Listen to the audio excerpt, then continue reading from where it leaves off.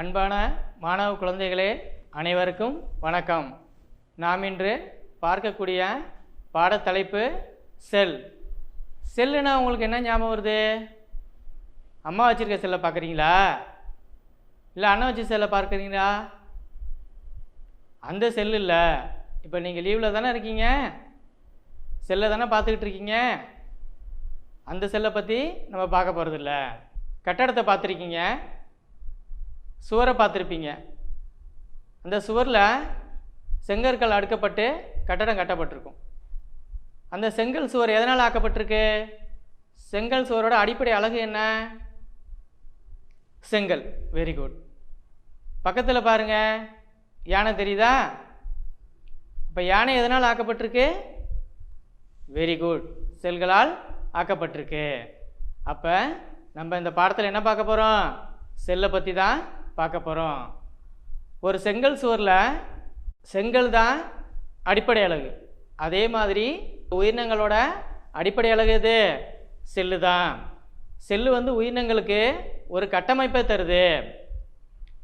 உயிரினங்களின் அடிப்படை அமைப்பு மற்றும் செயலலகு தான் செல்லுன்னு நம்ம சொல்கிறோம். இவை உயிரினத்தின் அனைத்து அடிப்படை பண்புகளையும் செயல்பாடுகளையும் கட்டமைக்கின்றன. ஒவ்வொரு உயிரியோட செயல்பாடையும் அதனுடைய அடிப்படை பண்புகளையும் கட்டமைக்கக்கூடிய ஒரு மிகப்பெரிய மூலம்னு எதுன்னு சொன்னோம்னா செல்லு தான். செல்லை எதனால் பார்க்க முடியும்? வெறுங்கனால் பார்க்க முடியுமா? பார்க்க முடியாது. அப்போ எதால் பார்க்க முடியும்? நுண்ணோக்கியை கொண்டு தான் பார்க்க முடியும். இதன் பேர் தான் நுண்ணோக்கி. இதை பாருங்கள், நல்லா பாருங்கள். இது கண்ணருகு லென்ஸு. இது 10x சொல்லியிருக்கோம். இது 10x கண்ணருகு லென்ஸு. இது பீமு. இது பொருளருகு லென்ஸு. இந்த ரெண்டு இருக்கு இல்லையா, இது பொருளருகு லென்ஸு. இது இருக்கு இல்லையா, இது மேடை. மேடையில் ஒரு கிளிப் இருக்குது. இது ரெண்டு பக்கம் கிளிப் இருக்கும். அந்த நழுவத்தை வைத்து நம்ம பார்க்க உதவும். இது ஸ்டேஜ், மேடைன்னு சொல்லுவோம். இதுக்கு கீழே இருக்கு இல்லையா இந்த பகுதி. இந்த பகுதி பார்த்திங்கன்னா இந்த பகுதி டயாஃப்ரம்னு சொல்லுவோம். இங்கேருந்து வரக்கூடிய ஒளியை அதிகரிக்கிறதற்கும் குறைப்பதற்கும் இந்த டயாஃப்ரங்கிற இந்த கருவி பயன்படுகிறது. கீழே இருக்கக்கூடியது மிரர், கண்ணாடி. அந்த கண்ணாடி ஒளி வெளியிலேருந்து வரக்கூடிய ஒளியை குவித்து இந்த டயாஃப்ரம் மூலயமாக இந்த லென்ஸுக்கு வரும். அதன் மூலயமாக நம்ம என்ன பண்ண முடியும்? இதில் செல்லை பார்க்க முடியும். இது ரெண்டு ஸ்க்ரூ இருக்கு இல்லையா, இது மேஜர் அட்ஜஸ்ட்மெண்ட்டுன்னு சொல்லுவோம். இங்கே பாருங்கள், மேலே போகுதா? மேலே போகுது. அப்போ ஒரு பகுதியில் வச்சுட்டு இங்கே பார்க்க போகிறோன்னா இங்கே பகுதியில் வச்சுட்டு தெளிவாக தெரியல அப்படின்னா அதுக்கு என்ன பண்ணணும்? கொஞ்சம் மைனர் அட்ஜஸ்ட்மெண்ட்டு. இதை நம்ம லேசாக திருப்பினோன்னா என்ன நடக்கும்? அங்கே உள்ள பொருள் தெளிவாக தெரியும். இதுதான் என்னது? மைக்ராஸ்கோப். இதை யார் கண்டுபிடிச்சது? ஆண்ட்ரூ வான் லூவன்காக்குங்கிற அறிவியல் விஞ்ஞானி தான் இந்த மைக்ராஸ்கோப்பை கண்டுபிடிச்சாரு. நழுவம்னு சொன்னோம் இல்லையா, நழுவம்னா ஸ்லைடு. இதுக்கு பேர் என்னது? ஸ்லைடு. ஸ்லைடை வைத்து தான் நம்ம இந்த ஸ்டேஜ் மேலே வச்சு நம்ம பார்க்க முடியும். அப்போ செல்லுனா என்ன? உயிரினங்களின் அடிப்படை அமைப்பு மற்றும் செயலலகு தான் செல்லுன்னு நம்ம சொல்கிறோம். இவை உயிரினத்தின் அனைத்து பண்புகளையும் செயல்பாடுகளையும் கட்டமைக்கக்கூடிய ஒரு மூலமாக இருக்குது. அடுத்ததாக செல்களை பற்றி பார்ப்போம். இந்த உலகத்தில் கோடான கோடி உயிரினங்கள் காணப்படுகின்றன. தாவரங்கள் கோடிக்கணக்கில் இருக்குது, விலங்குகளும் கோடிக்கணக்கில் இருக்குது. அந்த ஒரு செல் உயிரினங்களை வெறுங்கனால பார்க்க முடியாது. ஒரு செல் உயிரினம்னா என்ன? ஒரு செல் உயிரிகள் என்பவை கண்ணுக்கு தெரியாதவை, ஒரே செல்லால் ஆனவை. அதற்கு எடுத்துக்காட்டு என்ன? வெரி குட், அமீபா, பாரமீசியம், யூக்ளினா போன்றவைலாம் ஒரு செல் உயிரிகள். அப்போ பல செல் உயிரிகள் தாவரங்கள், விலங்குகள், பூஞ்சைகள், ஆல்காக்கள். ஆல்காக்கள்னால் பாசிகள் நம்ம சொல்லுவோம். இதெல்லாமே பல செல் உயிரிகள் தான். மனிதன் பல செல் உயிர் தான். Very good. பல வகையான செல்கள் காணப்பட்டாலும் இந்த உலகத்தில் அவை அடிப்படையில் ஒத்த சில பண்புகளை கொண்டிருக்கும். ஏதாவது ஒரு சில பண்புகளை கொண்டிருக்கும். இப்போ கண்ணுன்னு இருக்குது. கண்ணு பார்த்தீங்கன்னா பார்க்கறதுக்கு தான் அது பயன்படும். வேறு எதுக்காவது பயன்படுமா? இப்போ மூக்கு இருக்குது, உள்ளார உள்ள நுரையீரல் இருக்குது. இப்போ மனிதருக்கும் நுரையீரல் இருக்குது, விலங்குகளுக்கும் நுரையீரல் இருக்குது, ஆடு மாடு அனைத்து ஜீவராசிகளுக்கும் நுரையீரல் இருக்குது. அப்போ நுரையீரலுங்கிறது சுவாசிக்க மட்டும்தான். அது போய் என்ன பண்ணாது? கழிவு நீக்கத்தை மேற்கொள்ளுமா? மேற்கொள்ளாது. அப்போ பலவகையான செல்கள் காணப்பட்டாலும் அவை அடிப்படையான ஒத்த சில பண்புகளை தான் கொண்டிருக்கின்றன. இப்போ செல்லை கண்டுபிடித்தது யாருன்னு பார்த்தோம்? இன்னும் பார்க்கலையா? சொல்கிறேன். ராபர்ட் ஹூக்குங்கிற அறிவியல் விஞ்ஞானி தான் செல்லை கண்டுபிடிச்சாரு. யார் கண்டுபிடிச்சா? Robert Hooke. எந்த நாட்டை சேர்ந்தவர்? இங்கிலாந்து நாட்டை சேர்ந்தவர். அவர் மிகப்பெரிய சயின்டிஸ்ட்னா உங்களுக்கு பிடிக்கும் இல்லையா? நம்ம அப்துல் கலாம் பிடிக்கும் இல்லையா? வேறு யாரை பிடிக்கும்? Very good. Sir C V ராமனா? Sir, very good. அப்போ சயின்டிஸ்ட்லாம் உங்களுக்கு ரொம்ப பிடிக்கும் இல்லையா? நீங்களும் சயின்டிஸ்ட் ஆகணும்னு ஆசைப்பட்றீங்களா?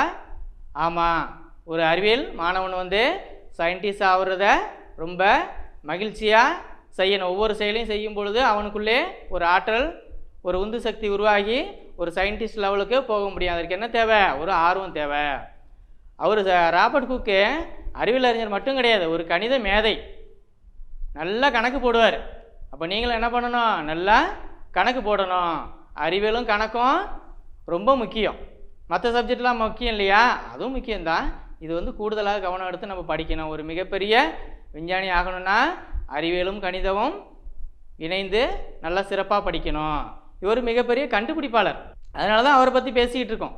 வேறு யாரோ மனிதர்களை பற்றி நம்ம பேச முடியுமா? ஏதாவது ஒரு சிறப்பு செயலை செஞ்சால் தான் அந்த மனிதர்களை பற்றி நம்ம பேச முடியும். அப்போ ராபர்ட் ஹூக்கை வந்து நான் இங்கே பேசுகிறேன்னா அதுக்கு காரணம் என்ன? அவர் மிகப்பெரிய கண்டுபிடிச்சதுனால தான் இங்கே பேசுகிறோம். இவர் என்ன பண்ணார்? நுண்ணோக்கியை மேம்படுத்தி ஒரு கூட்டு நுண்ணோக்கியை உருவாக்குறாரு. அது எப்படி இருக்கும்? அவர் என்ன பண்ணுறாரு? ஒரு எண்ணெய் விளக்கை ஏற்றி அந்த எண்ணெய் விளக்கிலிருந்து வரக்கூடிய ஒளியை ஒரு நீர் லென்ஸை பயன்படுத்தி அந்த லென்ஸிலேருந்து வரக்கூடிய ஒளியை அவர் பார்க்குறாரு இல்லையா? அந்த நுண்ணிய உயிரியை அந்த நுண்ணிய உயிரிக்கு மேலே வந்து போய் செலுத்துறார். அந்த ஒளி அதில் படும் பொழுது இந்த மைக்ரோஸ்கோப்பில் இப்படி பார்க்கும் பொழுது ஒளி நல்லா படும். இந்த இடத்துல வந்து ஒளி நல்லா படுது. இங்கேருந்து வரக்கூடிய ஒளி லென்ஸை குவித்து என்ன பண்ணுறாரு? இந்த பகுதியில் வந்து அடிக்கிறார். அப்போ பிரைட்டாக இருந்தோன்னே சிறிய நுண்ணீராக இருந்தால் கூட பளிச்சுன்னு அவர் கண்ணுக்கு தெரியுது. அப்போ வியந்து போகிறாரு. அந்த லென்ஸை பயன்படுத்தி, நீர் லென்ஸை பயன்படுத்தி குவித்து அந்த நுண்ணிய பொருளை பார்க்கும் பொழுது ரொம்ப ஆச்சரியமாக இருக்குது, ரொம்ப சந்தோஷமாக இருக்கார். தான் மட்டும் பார்க்கல, எல்லாரையும் கூப்பிட்றாரு. ஒடியாங்க வந்து பாருங்கள், எப்படி இருக்குது பாருங்கள் அப்படின்னு சொல்லிட்டு அவங்களும் ஆச்சரியமாக பார்க்குறாங்க. நம்ம ஏதாவது ஒரு கண்டுபிடிச்சோம்னா எவ்வளோ சந்தோஷமாக இருக்கும். உடனே அம்மாவை கூப்பிடுவோம், அப்பாவை கூப்பிடுவோம், இந்த பாருங்கம்மா நான் கண்டுபிடிச்சிட்டேன் அப்படின்னு சொல்லிட்டு வேகமாக துள்ளி குதிப்போம் இல்லையா? ஆர்க்கிமிடிஸ் என்ன பண்ணார்? தன்னோட ராஜா சொன்ன ஒரு செயலை நினைவில் வைத்து கொண்டு அந்த மிதத்தல் விதியை கண்டுபிடிச்சார். அவர் என்ன பண்ணார்? யுரேக்கான்னு ஆர்க்கிமிடிஸ் கத்திட்டு ஓடுறார். குளித்துக்கிட்டு இருந்தவர் தான். அப்போ அவளுக்கு அவ்வளோ பெரிய சந்தோஷம். ஒரு கண்டுபிடிச்சிட்டோன்னா கத்திக்கிட்டு ஓடுவோம். நீங்களே கண்டுபிடிச்சி பாருங்கள் எவ்வளோ சந்தோஷமாக இருக்குன்னு தெரியும் உங்களுக்கு. அது மட்டும் கிடையாது, மரத்தக்கையை போய் பார்க்குறாரு. மரத்தக்கைனா உங்களுக்கு தெரியுமா? முன்னாடியெல்லாம் பாட்டிலில் வந்து மூடி கிடையாது, பிளாஸ்டிக் மூடியெல்லாம் கிடையாது, தகர மூடியெல்லாம் கிடையாது, அலுமினியம் மூடி கிடையாது. அப்போ எதனால் இருக்கும்? ஒரு கார்க்கு அப்படின்னு சொல்லக்கூடிய தக்கையினால் அந்த பாட்டிலை மூடி இருக்கும். அந்த மூடியில் உள்ள அந்த தக்கையை எடுத்து அவர் சின்னதாக கட் பண்ணி பீஸ் மாதிரி பண்ணி அந்த மைக்ரோஸ்கோப்பில் வச்சு பார்க்குறாரு. பார்க்கும்போது என்ன ஆச்சரியம்! எல்லாம் அழகழகான அறைகளாக தனித்தனியாக காணப்படுது. அவரே வியந்து போகிறார். இப்படி பார்க்கும் பொழுது தனித்தனியான அறைகளாக காணப்படுது. ஒரு எடுத்துக்காட்டுன்னா நம்ம தேன் கூட சொல்லலாம். தேன்குழி எவ்வளவு அழகாக இருக்குது, அழகழகாக இருக்குது. அதே மாதிரியே அவர் வந்து பார்க்குறாரு. பார்த்து வியந்து போகிறாரு. உடனே ஒன்று பார்த்துட்டோம்னா நம்ம மனசு கேட்குமா? அடுத்தது பார்ப்போமா அப்படின்னு சொல்லிட்டு என்ன பண்ணுறாரு? அடுத்தடுத்ததை பார்க்க அவரோட ஆர்வம் வந்து அதிகமாக போயிட்டே இருக்கு. அடுத்து வண்ணத்து பூச்சியோட இறகுகளை பார்க்குறாரு. வண்ணத்து பூச்சி இறகுகள் எவ்வளவு ரம்மியமாக இருக்கும், அழகாக இருக்கும். வண்ணத்தில் காணப்படும். பார்க்கும் பொழுதே நம்ம பிடிச்சோம்னா என்ன இருக்கும்? கையில் வந்து அழகாக ஒட்டிக்கும் இல்லையா? அந்த ஒட்டிக்கக்கூடிய துகள்களை போய் மைக்ரோஸ்கோப்பில் வச்சு பார்க்குறாரு. வியந்து போகிறார். எவ்வளவு வண்ணங்களாக இருக்குன்னு ஆச்சரியப்படுறாரு. பல வகையான தேனீக்களோட கண்களை பார்க்குறாரு. அவரால் என்னென்ன பார்க்க முடியுமோ அவ்வளோதையும் பார்த்து தான் மட்டும் மகிழாமல் சுற்றி இருக்கக்கூடிய மாணவர்களோட பகிர்ந்து கொள்கிறாரு. அதுதான் சந்தோஷம். பிற மாணவர்களோட பகிர்ந்து கொள்ளும்போது இரட்டிப்பு சந்தோஷம் நமக்கு கிடைக்கும். இவர் 1665ஆம் ஆண்டு ஒரு நூலை எழுதுறாரு. என்ன நூல்? ஏன்னா ஒரு கண்டுபிடிப்பு கண்டுபிடிக்கணும்னா ஒரு குறிப்பை எடுத்துக்கிட்டு வந்துக்கிட்டே இருக்கணும். அப்போ தான் அது லாஸ்ட்டாக முடியும் போது நம்ம தகவலை சேகரித்து ஒரு தீசிஸ்ன்னு சொல்லக்கூடிய ஒரு கண்டுபிடிப்பு நூலாக வெளியிட முடியும். அவரோட அந்த நூலுக்கு பேர் மைக்ரோகிராஃபியா. எங்கே சொல்லுங்கள் பார்ப்போம். மைக்ரோகிராஃபியா என்ற நூலை வெளியிட்டு மிகப்பெரிய புகழை அடைந்தார். இதில் என்ன சொல்லியிருந்தார்? செல் என்ற வார்த்தையை முதல்ல சொல்லியிருந்தார். அந்த புக்கில் தான், யாருக்கும் தெரியாது செல்லுனா என்ன அப்படின்னு சொல்லிட்டு அதுக்குள்ள விளக்கத்தை அந்த நூலில் வந்து எழுதி பயன்படுத்தினார். அது மட்டும் கிடையாது, திசுக்களோட அமைப்பை விளக்கினார். திசுனா என்ன கேள்வி கேட்குறீங்களா? Very good. திசுக்கள்னால் செல்களோட கூட்டமைப்புக்கு தான் திசு. செல்களோட கூட்டமைப்புக்கு திசுன்னு நம்ம சொல்லுவோம். நம்ம உடம்புல திசுக்கள்லாம் இருக்கா? இருக்குது, நிறைய இருக்குது. என்னென்ன? இரத்த திசு இருக்குது, திரவ திசுன்னு சொல்லுவோம், தசை திசுன்னு சொல்லுவோம், எலும்பு திசுன்னு சொல்லுவோம், இது மாதிரி எபித்திலிய திசுக்கள்னு சொல்லுவோம். இது மாதிரியான திசுக்கள்லாம் நம்ம உடம்புக்குள்ளே காணப்படுது.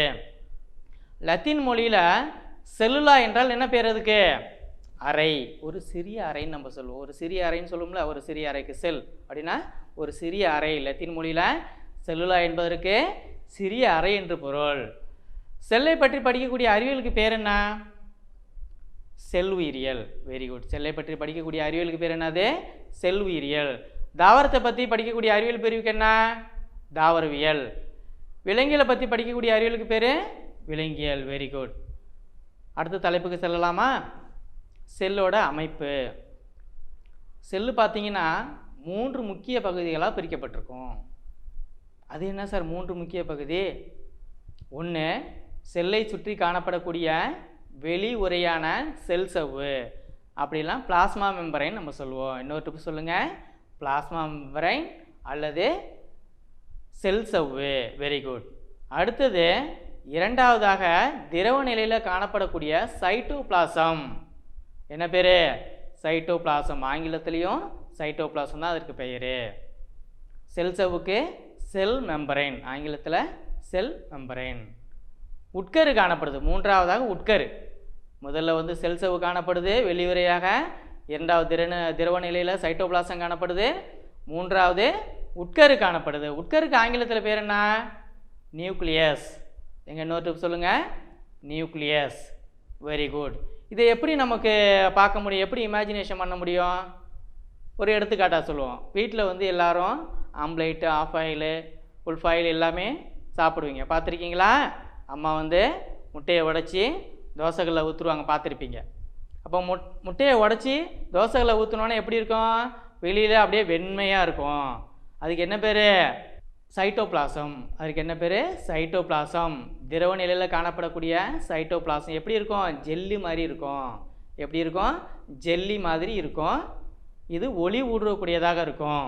இது வந்து நிறைந்த புரோட்டீன் காணப்படுகிறது. புரதம் நிறைந்த ஒரு பொருள். அது மையத்தில் இருக்கக்கூடியது என்னது? நியூக்ளியஸ். அதுனாது உட்கரு. மையத்தில் இருக்கக்கூடியது உட்கருன்னு நம்ம சொல்லுவோம். அப்போ 2 சொல்லிட்டீங்க சார். சைட்டோபிளாசம் சொல்லிட்டேன், வெள்ளைக்கரு. மையத்தில் இருக்கக்கூடிய நியூக்ளியஸ் மஞ்சள் கரு. மஞ்சள் கரு தான் நியூக்ளியஸ் சொல்லியாச்சு. மூன்றாவது என்ன? அப்போ அம்மா கையில் ஓடு வச்சுருப்பாங்க இல்லையா? ஓடுக்குள்ளார ஒரு வெண்மையான ஒரு உரை காணப்படும். அதுதான் செல்லோட வெளி உரை. சத்துணவில் முட்டை போடுறாங்க, பார்த்துருக்கீங்களா? அதில் பார்த்தீங்கன்னா மேலே வந்து வெண்மையாக இருக்கும், சில சமயம் மேலே ஒரு லேயர் மாதிரி ஒட்டிட்டு அதை உரித்து கீழே போட்டுட்டு தான் நீங்கள் என்ன பண்ணுவீங்க? சாப்பிடுவீங்க. இப்போ ஒரு முட்டையை எடுத்துக்கிட்டு ஒரு ஆசிட்டில் போட்டோம்னா 1 மணி நேரத்துலேயே இல்லை 1/2 மணி நேரத்துலேயே அந்த மேலே உள்ள சுண்ணாம்பு ஓடு, முட்டையோட ஓடு இருக்குல்லே, கரைஞ்சிரும். அதில் உள்ளார அப்புறம் எடுத்து பார்த்தீங்கன்னா அப்படியே மென்மையான சவ்வு காணப்படும். இதுதான் வெளியுறை, செல் மெம்பரைன் அல்லது பிளாஸ்மா மெம்பரைன். இப்போ புரிஞ்சுக்கிட்டீங்களா? 3 பகுதி காணப்படுது செல்லில். செல்லை சுற்றி காணப்படக்கூடிய வெளியுறையான செல் சவ்வு, ரெண்டாவது திரவ நிலையில் இருக்கக்கூடிய சைட்டோபிளாசம், மூன்றாவது உட்கருன்னு சொல்லக்கூடிய நியூக்ளியஸ். Very good. நமது உடலில் உறுப்புகள் நிறையா இருக்குது. என்னென்ன உறுப்பு உங்களுக்கு தெரியும்? கண்ணுலேயே நேராக பார்க்கக்கூடிய கண் இருக்குது, காது இருக்குது, உடம்புக்குள்ளார இதயம், நுரையீரல், சிறுநீரகம், நிறையா உறுப்புகள், எண்ணற்ற உறுப்புகள், கல்லீரல், கணையம்லாம் இருக்குது. சரி, இது ஒவ்வொரு உறுப்பும் ஒவ்வொரு சிறப்பான பணியை செய்கின்றன, சிறப்பான செல்களை பெற்றிருக்கின்றன. அப்போ ஒரு செல்லை பற்றி தான் நம்ம பார்க்குறோம். ஒரு செல்லுக்குள்ளேயும் இது மாதிரி உறுப்புகள் இருக்குமா? ஆமாம், கண்டிப்பாக இருக்கும். அந்த உறுப்புகளுக்கு பேர் என்ன? செல் நுண்ணுறுப்பு. Very good. அந்த உறுப்புக்கு பேர் என்னது? செல் நுண்ணுறுப்பு. செல்லில் உள்ள நுண்ணுறுப்புகள் சிறப்புத்தன்மை பெற்று காணப்படும். அது சிறப்பான பணியை மேற்கொள்கின்றன. ஒரு எடுத்துக்காட்டு சொல்லுவோமே, செல்லுக்குள்ளே இருக்கக்கூடிய மையத்தில் இருக்கக்கூடியது உட்கரு, உட்கருக்குள்ளார இருக்கக்கூடியது உட்கரு மணி. இது ஒரு நுண்ணுறுப்பு. உட்கரு மணிங்கிறது ஒரு நுண்ணுறுப்பு. மைட்டோகாண்ட்ரியா செல்லுக்குள்ளே இருக்குது, அது ஒரு நுண்ணுறுப்பு. பசுங்கணிகம் தாவர செல்லில் இருக்குது, அது ஒரு நுண்ணுறுப்பு. இது மாதிரியான நுண்ணுறுப்புகள் தனக்கு கொடுத்த பணியை சிறப்பாக செய்வதன் காரணமாக தான் உடலானது உயிரினங்களோட உடலிலிருந்து பெரிய அளவில் வளர்ச்சி அடையுது. அடுத்ததாக செல்லோட அளவு பார்க்கலாம். செல்லை அளவு பார்க்கறதுக்கு முன்னாடி ஒரு கேள்வி கேட்டு பார்க்கலாமா மாணவர்களே? செல்லை யார் கண்டுபிடிச்சது? Very good, Robert Hooke. அவர் எந்த நூலில் செல்லை பற்றி தன்னுடைய குறிப்பை எழுதியிருந்தார்? மைக்ரோகிராஃபியா. Very good. எந்த ஆண்டு வெளியிட்டிருந்தார்? 1665ஆம் ஆண்டு வெளியிட்டிருக்காரு. மைக்ரோஸ்கோப்பை கண்டுபிடிச்சது யார்? Andrew van Leeuwenhoek. Very good. அடுத்த தலைப்புக்கு செல்வோமா மாணவர்களே? செல்லின் அளவு. வாழக்கூடிய உலகத்தில் நிறையா உயிரினங்கள் காணப்படுது, தாவரங்கள் காணப்படுது, விலங்குகள் காணப்படுது. எல்லாம் செல்லும் ஒரே மாதிரியான அளவுலையா இருக்குது? ஒன்று சுண்டலியை பார்த்தீங்கன்னா சின்னதாக இருக்குது, யானையை பார்த்தீங்கன்னா பெருசாக இருக்குது, திமிங்களை பார்த்தீங்கன்னா அதை விட பெருசாக இருக்குது. அப்போ செல்லோட எண்ணிக்கை தான் வேறுபடுது. செல்லோட எண்ணிக்கை அதிகமாக இருக்குது. செல்லின் அளவு, செல்லு அப்படியே தான் இருக்குது. செல்லுன்னா செல்லு தான், அதில் உட்கரு இருக்கும், மைட்டோகாண்ட்ரியா இருக்கும், எல்லாமே இருக்கும். ஆனால் அதோட எண்ணிக்கை அதிகரிக்குது, அதோட உருவத்தில் மாற்றம் இருக்குது, அளவில் மாற்றம் இருக்குது. இதோட அளவு பார்த்தீங்கன்னா மைக்ரோமீட்டர்லேருந்து சில சென்டிமீட்டர் வரைக்கும் வேறுபடுது. செல்லோட அளவு பார்த்தீங்கன்னா உலகத்தில் மைக்ரோமீட்டர்லேருந்து சில சென்டிமீட்டர் வரைக்கும் வேறுபடுது. வெறுங்கண்ணால் செல்லை பார்க்க முடியுமா? ஒரு செல்லை பார்க்க இயலாது. பாக்டீரியா மிகச்சிறிய ஒரு உயிரி. பாக்டீரியா மிகச்சிறிய ஒரு உயிரி. இதோட அளவு பார்த்தீங்கன்னு வச்சிங்களேன், 0.1 முதல் 0.5 மைக்ரோமீட்டர் தான். என்ன சார் ஏதோ மைக்ரோமீட்டர்னு சொல்கிறீங்க? மைக்ரோமீட்டர்லாம் ஒன்றும் கிடையாது. ஸ்கேல் இருக்கு இல்லையா, ஸ்கேலில் 1 சென்டிமீட்டருங்கிறது எத்தனை மில்லிமீட்ரு? 10 மில்லிமீட்டர். அப்போ அந்த 10 மில்லிமீட்டரில் 1 மில்லிமீட்டர் எடுத்துக்கிட்டு அது 1000 மாற்றினோம்னா அதுதான் 1 மைக்ரோ மீட்டர்.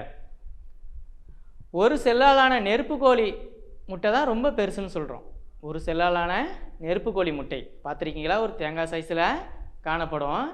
இதோட விட்டம் பார்த்தீங்கன்னா 170 மில்லிமீட்டர் விட்டம் கொண்டது. எத்தனை மில்லிமீட்ரு? 170.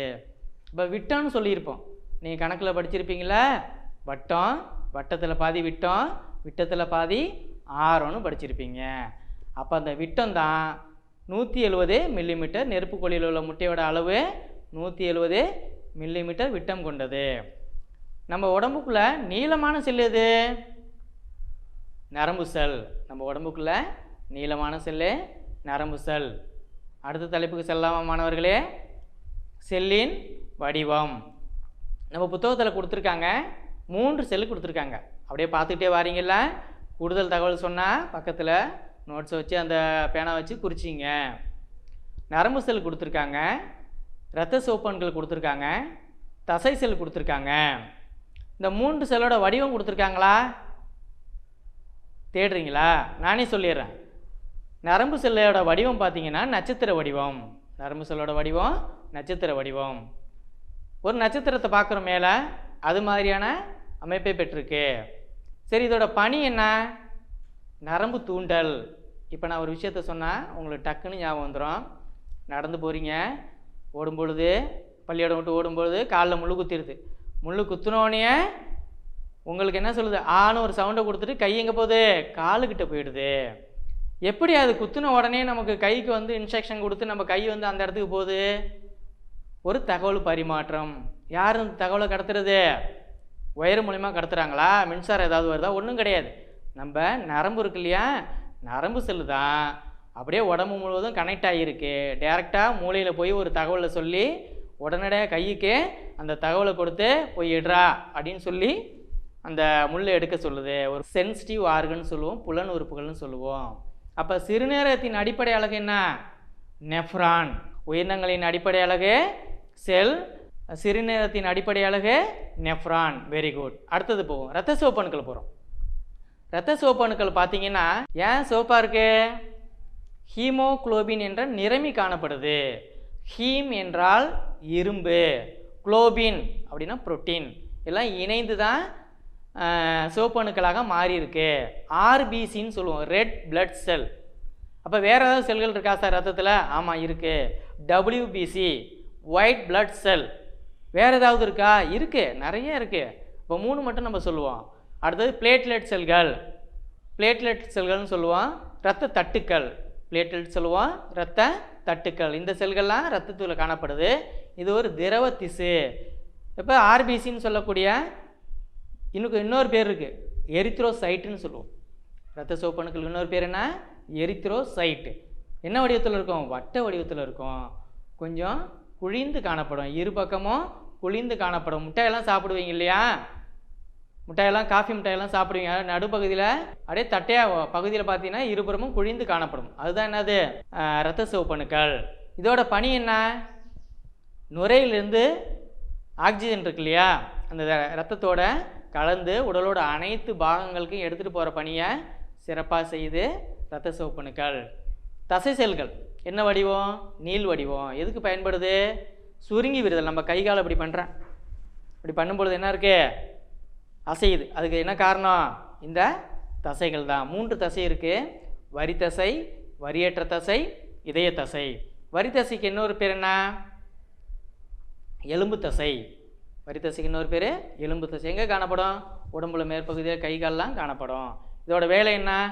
தன்னோட இச்சைக்கு உட்பட்டு வேலை செய்யும். நான் கையை நீட்டினா நீட்டுவேன், இல்லை நீட்ட மாட்டேன்னா மறைக்குவேன். இதுமாரி கட்டுப்பாட்டுக்கு இயங்கக்கூடியது. வரியற்ற தசைனா என்ன? வரிகள் காணப்படாது. இதில் பார்த்தீங்கன்னா உட்கரு காணப்படும்.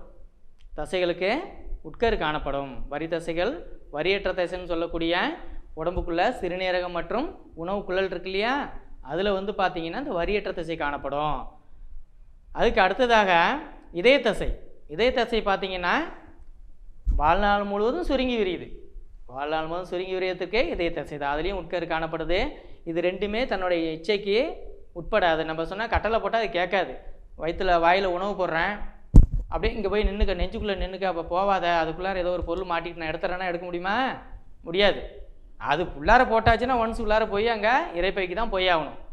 அதுமாரி இதயம் இருக்குது. செத்த நாளைக்கு இரு, நான் கொஞ்சம் வேகமாக ஓடிட்டேன், பொறுமையாக வலிக்கு லேசாக இறேன், அப்புறமா துடிச்சிக்கலான்னு கேட்குமா? கேட்காது. அது இஷ்டத்துக்கு வாழ்நாள் முழுவதும் துடித்து கொண்டே இருக்கும். தன்னோட இச்சைக்கு கட்டுப்படாது. அதுதான் 3 தசைகள். அடுத்ததாக செல்லோட அளவு பார்ப்போம். ஒரு செல்லு தான். சிறியது முதல் பெரியது வரைக்கும் செல் காணப்படுது. முதல்ல இருக்கக்கூடியது வைரஸ், மிகச்சிறியது. நிறைய நோய் உண்டாக்குறதுக்கு காரணமே யார்? இவங்க தான், வைரஸ் தான். நோய் உண்டாத காரணமே வைரஸ் தான். செல்லுக்குள்ளே வைரஸு, கம்ப்யூட்டரில் வைரஸு, உலகம் முழுவதும் கொரோனா வைரஸ், இப்படின்னு வைரஸோட எண்ணிக்கை பெருகிட்டே போகுது. அடுத்ததாக பாக்டீரியா செல். பாக்டீரியா நன்மையும் செய்யுது, தீமையும் செய்யுது. வைரஸோட பெருசு. நன்மை செய்யக்கூடிய பாக்டீரியாவை ஒரு எடுத்துக்காட்டு சொல்லுமா? காலையில் வந்து அம்மா இட்லி சுடுவாங்க, தோசை சுடுவாங்க. ராத்திரி அரைச்சி வச்ச மாவு இருக்கும். அதை யார் வந்து பக்குவப்படுத்துறது? இவங்க தான், பாக்டீரியா செல்லு தான் பக்குவப்படுத்துது. உலகத்தில் அவ்வளவு குப்பை இருக்குது. அந்த குப்பையெல்லாம் மக்க வைக்கிறது யார்? இந்த பாக்டீரியாவும் பூஞ்சைகளும் தான். இப்போ பார்க்கக்கூடியது பாக்டீரியா. அந்த பாக்டீரியா மக்க வைக்கிறத பங்கு வைக்குது. அடுத்த பெருசு யார்? தாவர செல். பாக்டீரியாவோட பெரிய செல்லு.